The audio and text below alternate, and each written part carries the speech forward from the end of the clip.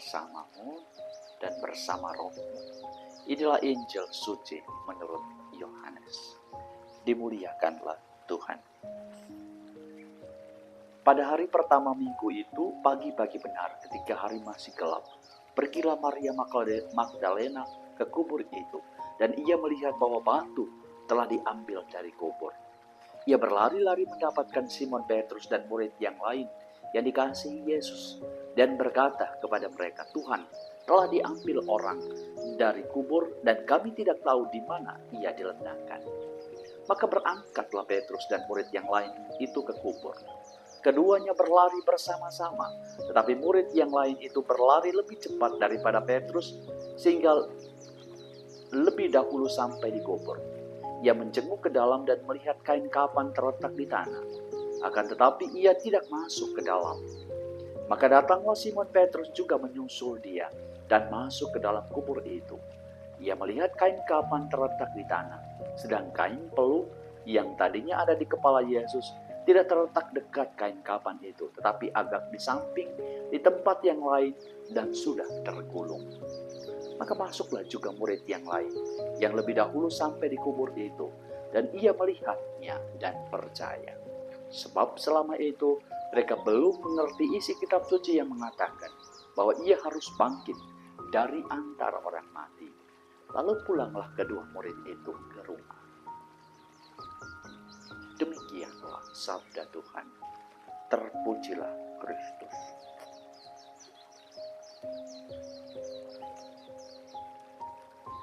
Para saudara dan saudariku yang terkasih, ada 3 figur yang menjadi saksi utama dan pertama dari peristiwa kebangkitan Tuhan, yaitu Maria Magdalena, Petrus, dan Yohanes, murid yang dikasih, yang dikatakan di dalam Injil hari ini. Ketiganya memiliki mata yang berbeda-beda dalam melihat peristiwa kematian dan khususnya kebangkitan Tuhan.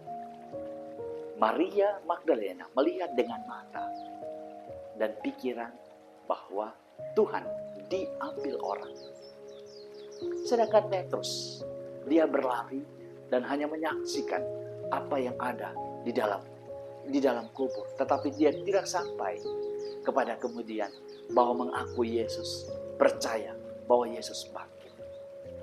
Dan figur yang terakhir yang dikatakan dalam Injil yang memberikan keterangan yang tegas tentang kebangkitan Tuhan.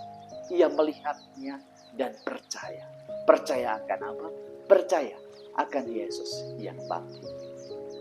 Para saudara dan saudariku yang terkasih, dalam komunitas-komunitas kita memiliki masing-masing mata dan cara pandang iman kita masing-masing. Di dalam satu keluarga kecil, masing-masing punya kualitas iman dan mata yang berbeda dalam melihat dan merefleksikan Tuhan.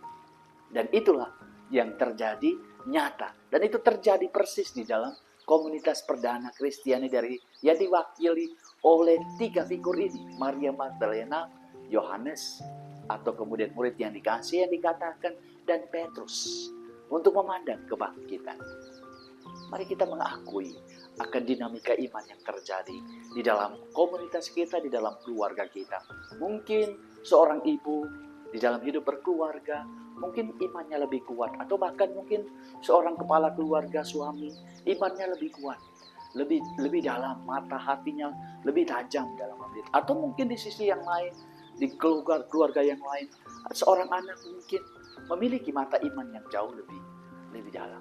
Tetapi pertama-tama yang sangat penting dari peristiwa kebangkitan ini, pertama-tama mereka saling berkomunikasi untuk menunjukkan, seperti Maria Magdalena mewartakan, Tuhan telah diambil orang, dan itu disampaikan oleh kepada 2 murid.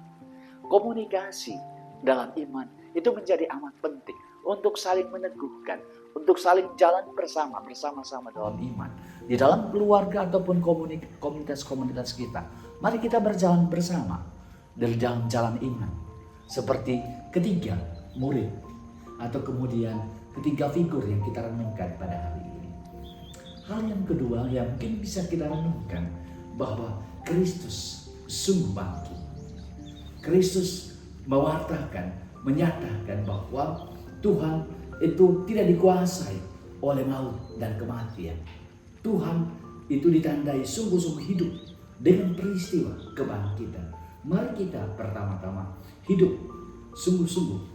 Mari kita terus hidup mengambil bagian dalam peristiwa, dalam kebangkitan Tuhan.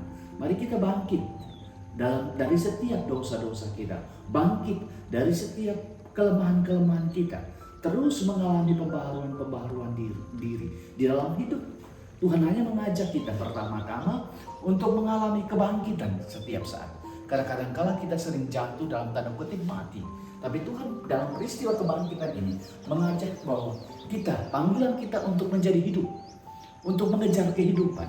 Bukan hanya kehidupan di akhirat, tetapi kehidupan di dunia ini. Mari kita menyerap rahmat kebangkitan dari Tuhan untuk terus membaharui diri, bangkit dari setiap kesalahan-kesalahan kita, bangkit dan berubah, terus maju bertumbuh dari setiap kelemahan-kelemahan dan keterbatasan kita. Semoga Tuhan menyanggupkan kita.